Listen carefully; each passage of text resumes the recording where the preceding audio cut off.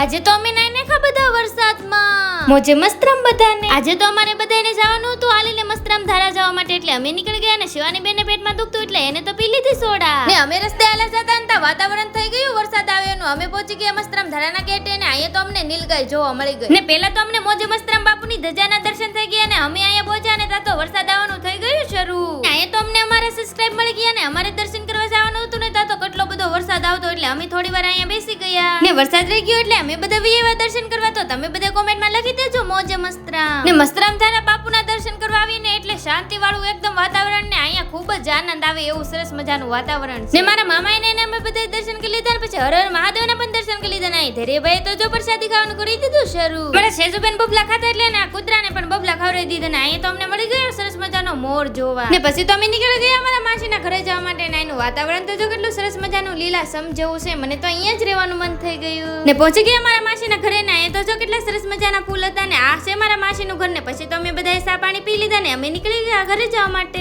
ને રસ્તામાં આવી ગયો વરસાદ એટલે અમે બધા તો નાતા નીકળી ગયા ઘરે જવા માટે ને આજનો મિની વ્લોગ અહીં પૂરો કરશું. વિડીયો ગમ્યો તો લાઈક શેર સબસ્ક્રાઇબ અને ફોલો કરી નાખજો.